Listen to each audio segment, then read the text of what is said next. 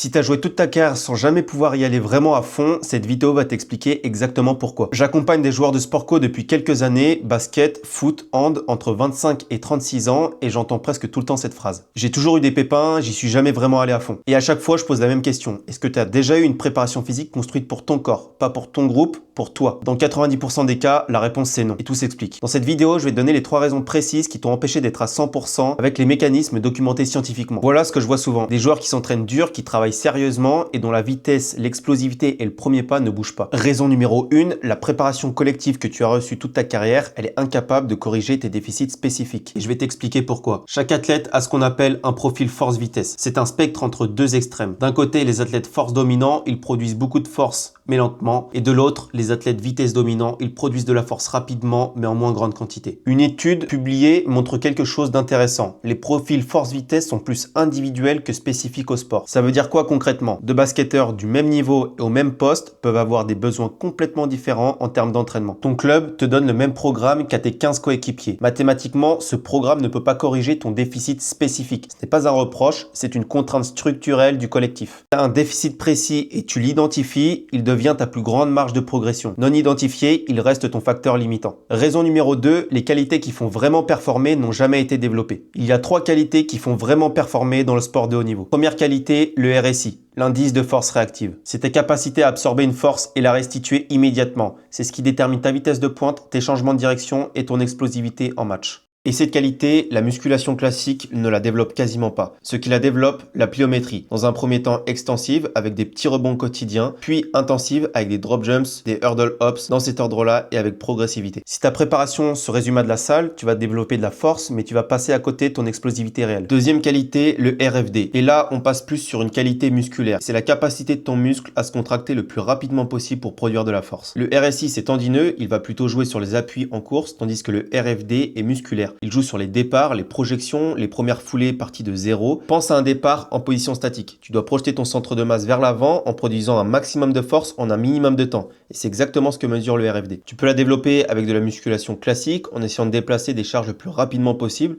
ou encore avec des isométries explosives, des sprints résistés courts ou des mouvements balistiques. Troisième qualité, et c'est probablement la plus négligée, l'exposition au sprint à haute intensité. La vitesse se développe au-delà de 95% de ta vitesse maximale. En dessous, tu plafonnes ou tu entretiens tes qualités. Tout le monde se régule dans les séances de sprint collectif. Personne ne va vraiment à 100%. Or, c'est le seul stimulus qui permet à ton corps de recruter un maximum de fibres musculaires. Donc si tu n'as jamais sprinté à fond dans tes entraînements, ton plafond de vitesse ne bougera jamais. La troisième raison, et c'est la plus insidieuse parce que personne ne la voit, c'est les compensations. Quand un corps ne sait pas faire quelque chose correctement, il va compenser inconsciemment, automatiquement. Et ces compensations, elles s'installent sur des années. Voici les compensations les plus fréquentes que je vois. Compensation numéro 1, les ischios qui tirent ou qui claquent. Et la cause principale est un double déficit. Le premier déficit étant un manque de force excentrique. Lors du sprint, l'ischio vient freiner la jambe sur la cuisse en excentrique lors de la fin de foulée. Et c'est là que surviennent la plupart des lésions musculaires. Deuxième déficit, le manque d'exposition au sprint à haute intensité. Si ton ischio n'a jamais été exposé à des vitesses très élevées, il ne sera pas prêt structurellement à les absorber. Deuxième compensation, les genoux. Et c'est quelque chose que j'observe très régulièrement chez les joueurs que j'accompagne. Un genou douloureux en sport co, c'est rarement juste un problème de genou. C'est presque toujours un problème de gestion des contraintes. Quand le quadriceps est inefficace, pas assez fort, pas assez endurant ou mal utilisé, la contrainte se déplace. Et très souvent, c'est le tendon rotulien qui encaisse. Des centaines de sauts de décélération, d'atterrissage chaque semaine, avec le temps, la charge dépasse la capacité et la douleur s'installe. Le jumper knee est très répandu dans le hand ou le basket et dans la majorité des cas, il est traité avec du repos. Alors que ce dont le tendon a besoin, c'est de la charge progressive. La solution, ce n'est pas le repos, c'est de l'isométrie dans un premier temps, puis du travail lourd et lent sur le quadriceps, ainsi que plein d'autres choses. La troisième compensation, les chevilles. La cheville, c'est ton premier point de contact avec le sol. À chaque appui, chaque réception, chaque changement de direction, si elle s'effondre, l'énergie se perd et les contraintes remontent dans la chaîne. On observe 2 problèmes principaux. Un tendon d'Achille pas assez rigide, il absorbe l'énergie mais ne la transmet pas efficacement, ou alors une voûte plantaire pas assez forte qui succombe sous la charge. Si tu as regardé la vidéo jusqu'ici, il y a de fortes chances que tu te reconnaisses dans un de ces 3 profils. Tu probablement jamais travaillé ton RSI, ta raideur tendineuse, ton RFD ou même identifié tes compensations. Et si la vidéo t'a apporté quelque chose, pense à liker et à t'abonner, je publie du contenu régulier sur le sujet.